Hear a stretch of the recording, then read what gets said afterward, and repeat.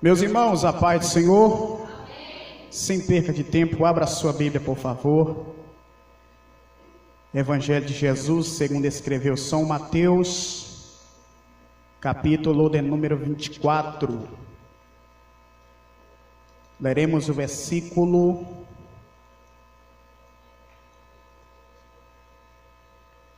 de número 8. Após o versículo de número 8, nós leremos Mateus 25, versículo 13, tema da campanha.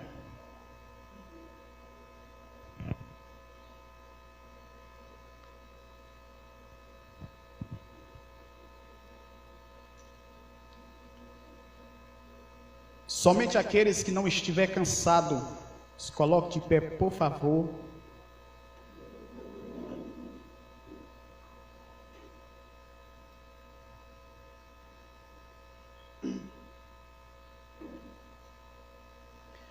Todos encontraram? Diga amém. Amém.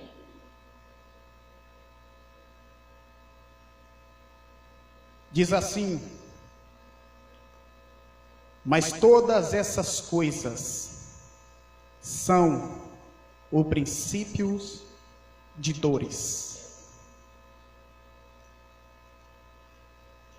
E vou contar até 3. Vou contar até 3 e a igreja vai ler comigo novamente.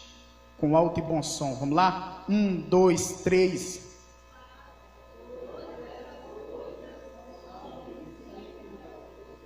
Amém. Mateus 25, versículo 13 está escrito assim: portanto, vigiai, porque não sabeis o dia nem a hora que o Filho do Homem há de vir. Amém? Podeis assentar em nome de Jesus.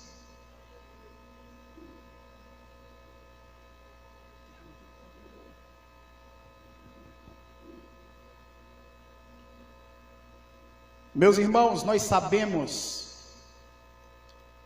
que nós, como igreja do Senhor, nós estamos vivendo os últimos dias e as últimas horas sobre a face da terra.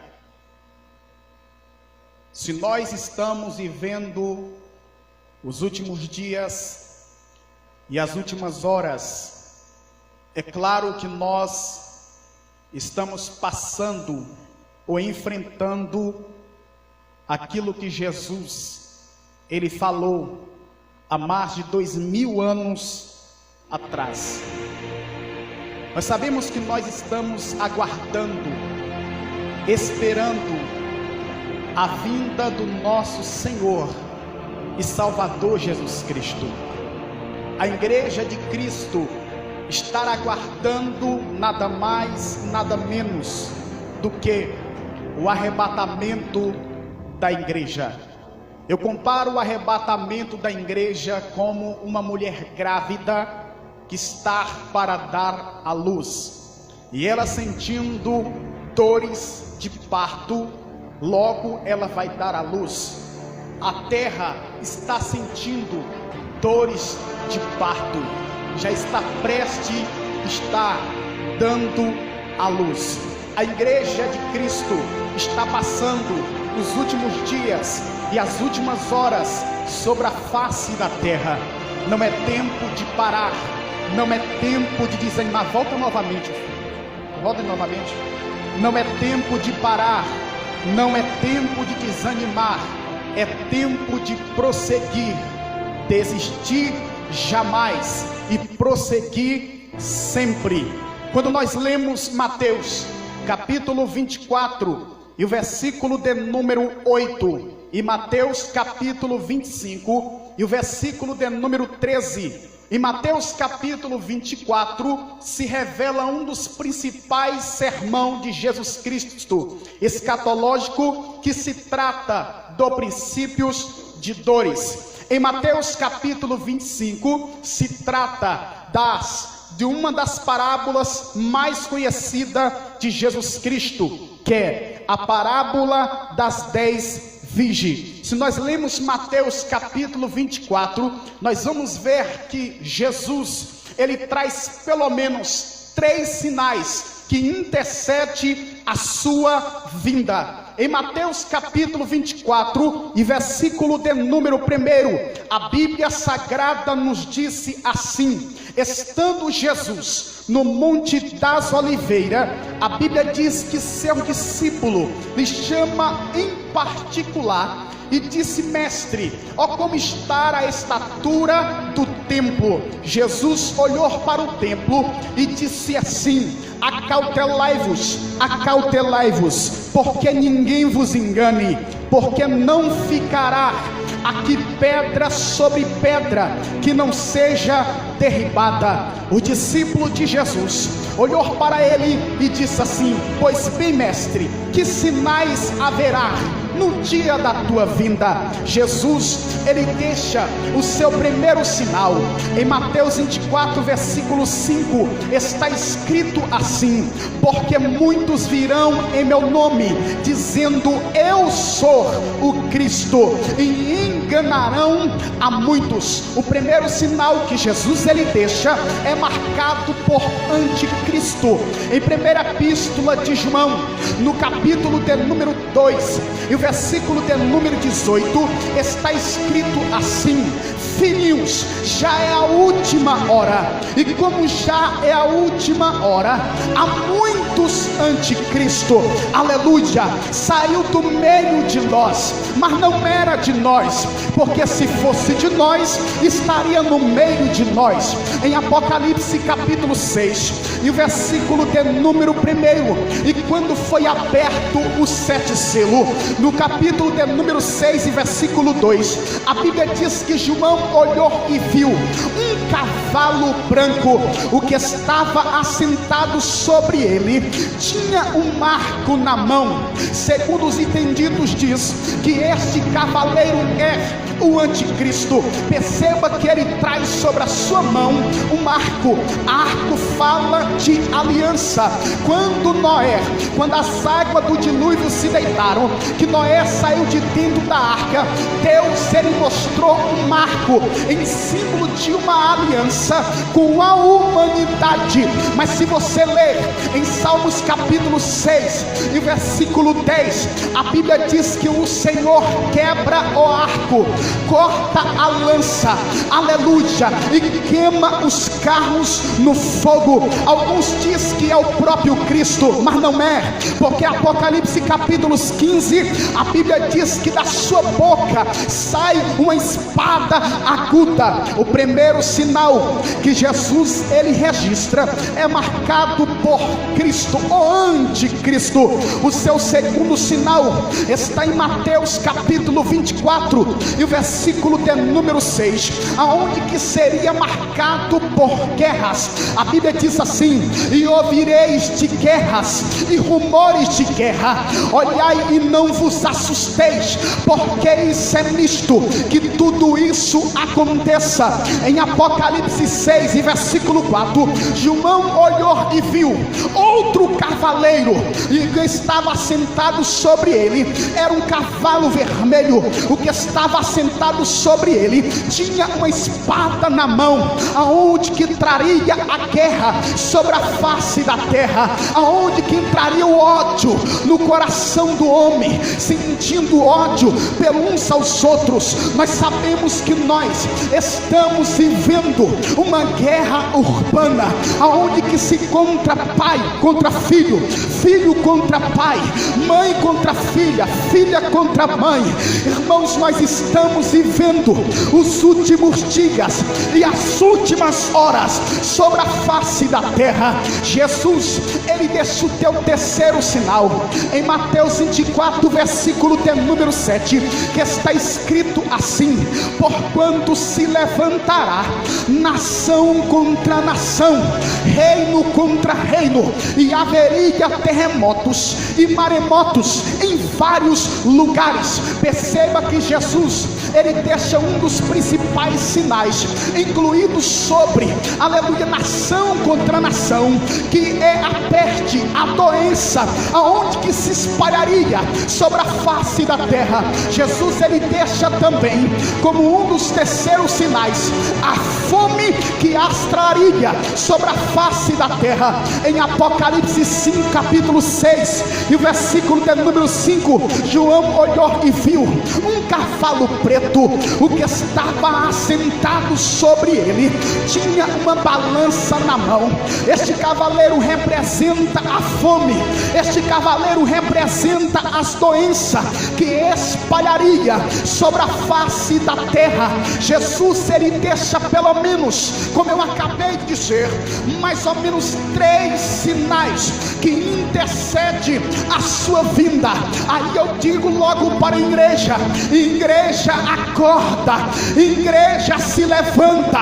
Não é tempo de parar, não é tempo de retroceder, é tempo de orar, é tempo de jejuar, é tempo de vigiar. Jesus, ele está voltando. Jesus, ele está voltando. Nós sabemos que nós, como igreja de Deus, nós temos que anunciar, nós temos que pregar o evangelho genuíno, aquilo que nós aprendemos do Senhor.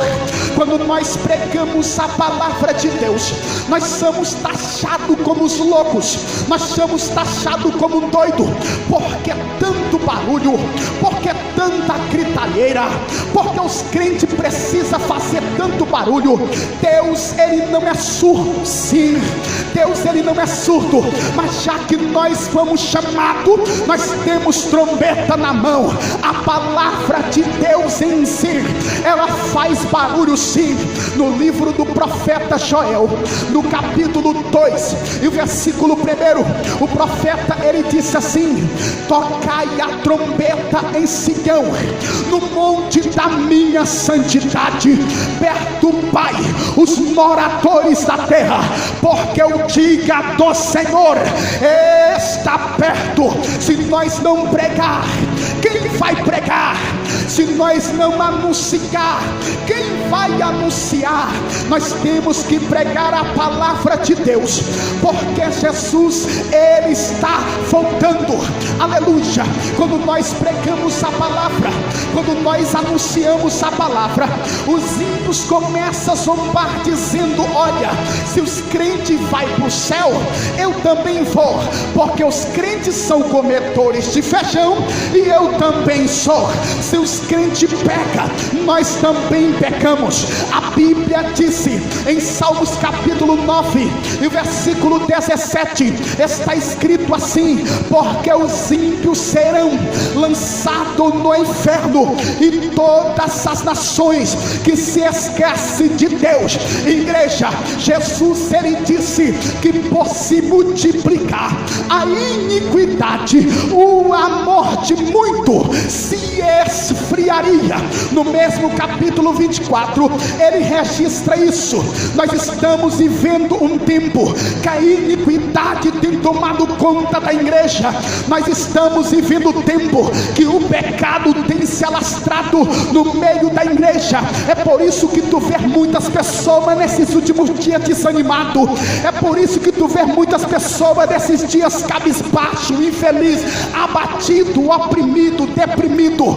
O pecado está tomando conta, aleluia, sobre a face da terra. O profeta Sofonias, ele disse, nenhuma das suas profecias, no capítulo 1 e o versículo de número 17, ele disse assim: porque o homem andaria como cego, porque pecou contra o Senhor, o teu sangue se derramaria como pó, e a tua carne seria como esterco. Nós estamos vivendo vivendo esse tempo aonde que o sangue do homem está sendo derramado por causa do pecado, por causa da iniquidade. Igreja, abre os olhos, igreja, desperta, porque Jesus, ele está voltando, continuando a pregação do evangelho. Nós sabemos que nós estamos vivendo esse tempo, é um tempo que muitas pessoas estão desviando do evangelho. Vamos um pouquinho aí. É um tempo que a igreja de Cristo está vendo que muitas pessoas estão se afastando. Se você olha 10 anos atrás, você vai ver que a igreja estava lotada, mas nos dias atuais a igreja tem ficado vazia. A iniquidade está tomando conta, o pecado está tomando conta, o povo está desanimando, e como está desanimando, muitas pessoas não estão acreditando mais na vinda do Senhor, muitas pessoas não estão acreditando mais no arrebatamento da igreja, estão voltando para trás. O apóstolo Pedro, ele disse que nos últimos dias surgiria escarnecedores, dizendo: cadê o dia da tua vinda? Cadê? Jesus, ele falou que ia voltar. Há tanto tempo os nossos pais dormiram e até hoje Jesus não voltou. Pedro, ele disse na sua segunda carta, no capítulo 3, e o versículo de número 8 e o versículo de número 9, ele disse assim: irmãos, aleluia, não desanimes, porque, aleluia, não tem a promessa dele por tardio, porque o dia do Senhor é como se fosse 1000 anos, e 1000 anos para o Senhor é como se fosse um dia. Versículo 9: e Deus, ele não tem a sua promessa por tardio. Se ele falou que vai voltar, ele vai voltar. Versículo 10: porque o dia do Senhor será como um ladrão que visita a casa do pai de família pela noite, pega todos de surpresa e ninguém fica atento para aquele momento. É Jesus, ele está voltando para buscar a igreja. Hoje você anuncia, hoje você prega a palavra. Muitas pessoas não dão ouvido, muitas pessoas não querem enxergar que Jesus, ele está voltando, e logo estão desanimando, não dá crédito naquilo que é pregado em cima dos púlpitos, não dá crédito naquilo que é pregado em cima das tribunas, e logo começa a murmurar, e logo começa a queixar. 1 Timóteo capítulo 4 versículo 1 está escrito assim: porque nos últimos dias apostatarão alguns da fé, dando ouvido à doutrina de demônios, e ajuntaria sobre seus ouvidos comichão para não dar ouvido a sã doutrina. Jesus, ele está voltando, a igreja não pode parar.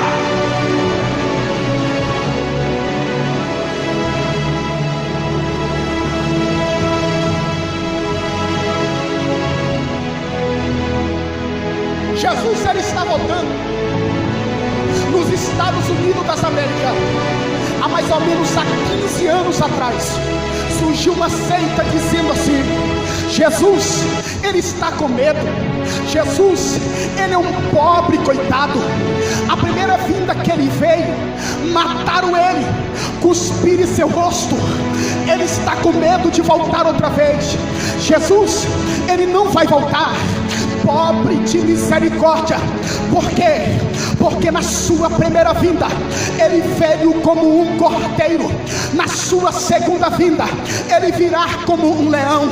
Na sua primeira vinda ele foi montado em um jumento nas ruas de Jerusalém, mas na sua segunda vinda ele vai vir montado em um cavalo branco.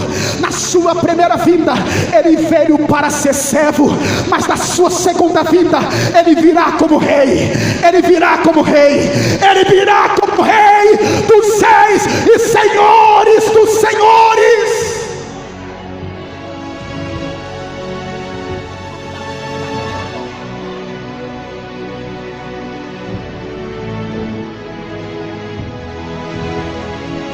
Pregador,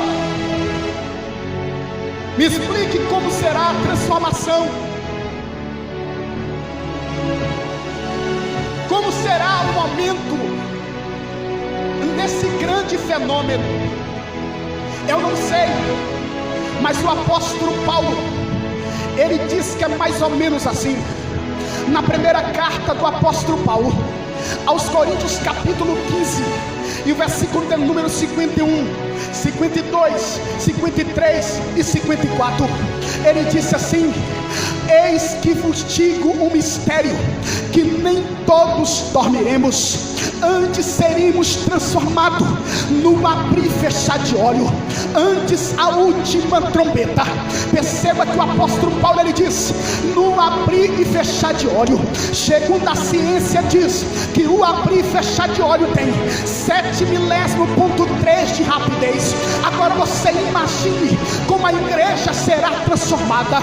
Qual é a rapidez que a igreja será transformada ou transladada? Aí ele continua: portanto, aquilo que é incorruptível se revestirá da incorruptibilidade, e aquilo que é mortal se revestirá da imortalidade. E quando aquilo que se cumprir, que é corruptível, se revestir da incorruptibilidade, e aquilo que é mortal se revestir da imortalidade, então dirá a palavra que diz: tragado foi a morte na vitória. Onde está, ó morte, a tua vitória? Onde está, inferno, o teu aguilhão? O aguilhão da morte é o pecado, mas a força do pecado é a lei. Mas graças a Deus que nos dá a vitória. Na primeira carta do apóstolo Paulo à igreja de Tessalônica, no capítulo 4 e versículo 16, 17 e 18, Paulo, ele disse assim: porque o mesmo Senhor descerá como alarido, forte arcanjo, trombeta de Deus. Os mortos que morreram em Cristo ressuscitarão primeiro, e depois nós seremos arrebatados. Paulo, ele disse em Romanos capítulo 13 e o versículo de número 11, ele disse assim: eis que vos digo uma coisa, eis que vos digo, conhecendo o tempo, que já é a hora de nós despertarmos do sono, porque a nossa salvação está agora mais perto do que quando nós aceitamos a fé. Jesus, ele disse em João capítulo 14 e o versículo 1, 2, 3 e 4, ele disse assim: não se turbe os vossos corações, credes em Deus, credes também em mim. Na casa do meu pai há muitas moradas. Se não fosse assim, eu não teria dito: eu irei para o meu pai, vos preparar lugar, e depois eu voltarei para levais vós comigo, para onde eu estejais, estejais vós também. Quantos crê nesta promessa, levante a mão. Quantos crê nesta promessa, levante a mão. Abra a tua boca e adora.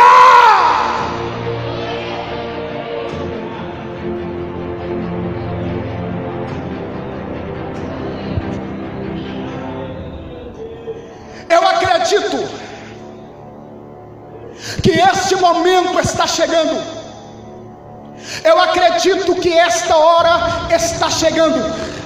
Está mais perto do que longe. O próprio apóstolo Paulo, ele diz que está mais perto do que longe. Aleluia.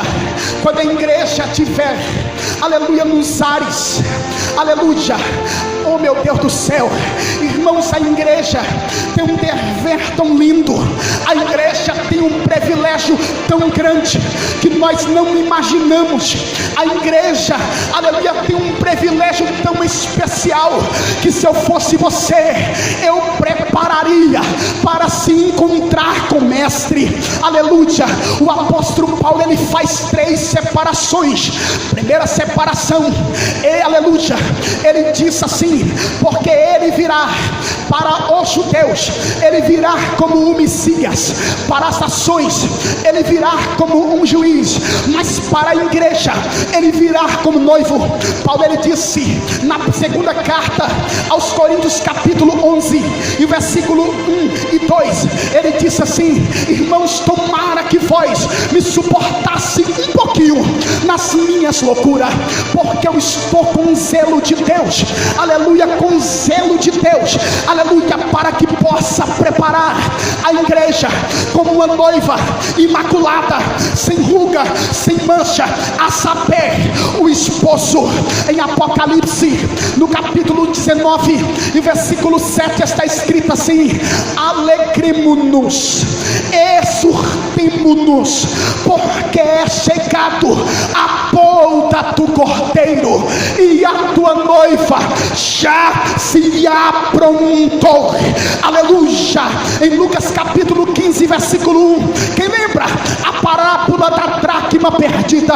A Bíblia Sagrada diz, aleluia, que a segunda tradução judaica diz que na época o noivo pegava 10 moedas, colocava em uma tiara, colocava no cabelo da noiva. Esse noivo viajava para que pudesse preparar um dia do casamento, ou que seja para trabalhar.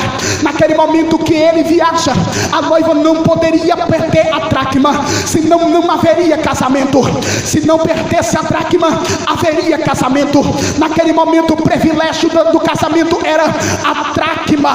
Mas observando uma coisa, quando o noivo viaja, a Bíblia diz que a noiva perde a dracma, aleluia. Logo quando ela perde a dracma, ela fica desesperada, ela começa a varrer os 4 cantos da casa, e quando ela começa a varrer, ela fica desesperada, porque se ela sabia que se ela perdendo a dracma, não haveria casamento.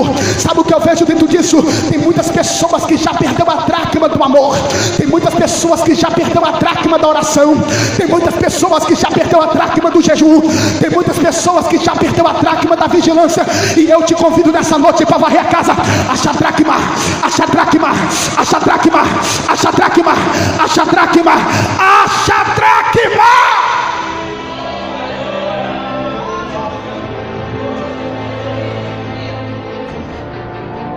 Recompensa. Pregador, qual vai ser a recompensa que a igreja vai receber? Coroa da vida. O apóstolo Paulo, ele diz na sua primeira carta, no capítulo 9 versículo 24 e 25, ele compara um momento, aleluia, de competição. Paulo, ele diz que dois correm em um estádio, aleluia, correndo no estádio na competição, mas somente um obtém o prêmio, ou seja, a coroa corruptiva. Jesus, ele disse em Mateus capítulo de número 6 e versículo 19, ele disse: não vos ajuntais tesouro na terra, aonde que a traça corrói e o ladrão rouba, antes ajuntais tesouro no céu, aonde que a traça não corrói e não ladrão rouba. Paulo diz em Colossenses capítulo 3 e versículo 1 e 2, ele disse assim: portanto vós que já está ressuscitado com Cristo, não busquei as coisas da terra, antes buscai as coisas do céu, aonde Cristo estará sentado à destra de Deus Pai. Mateus capítulo 6 e versículo 33, Jesus, ele disse: buscai primeiro as coisas do reino de Deus e a sua justiça, e as demais coisas serão acrescentadas. Aí Paulo, ele diz no versículo de número 25: porém eu, Paulo, com a dracma coroa, aleluia, incorruptível. Paulo, ele disse em Filipenses capítulo de número 3 e versículo de número 13 e 14, ele disse assim: irmãos, uma coisa eu faço, esqueço-me das coisas que para trás fica, aleluia, e prossigo, aleluia, para o prêmio da soberana vocação de Deus Pai.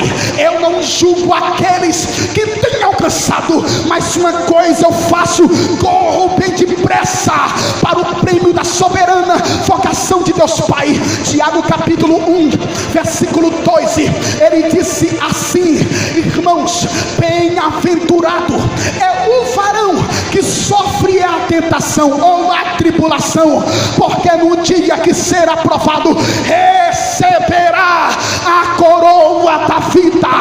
Em Apocalipse capítulo 3 e versículo 11, aleluia, João disse assim, Jesus ele disse: eis que venho sem demora, guarde o que tu tem, para que ninguém roube a tua coroa. Paulo ele disse na segunda carta a Timóteo, no capítulo 4, versículo de número 6, 7 e 8, ele disse assim: agora já estou pronto para ser oferecido como sacrifício de expiação, e o tempo da minha carreira já está na proposta. Combati o bom combate, acabei a minha carreira e guardei a fé. Agora está me preparado a coroa da justiça, a qual o justo juiz me dará naquele grande dia, não somente a mim, mas todos aqueles que amarem a tua vida. Tem coroa se tu lava o chão da igreja, tem coroa se tu evangeliza, tem coroa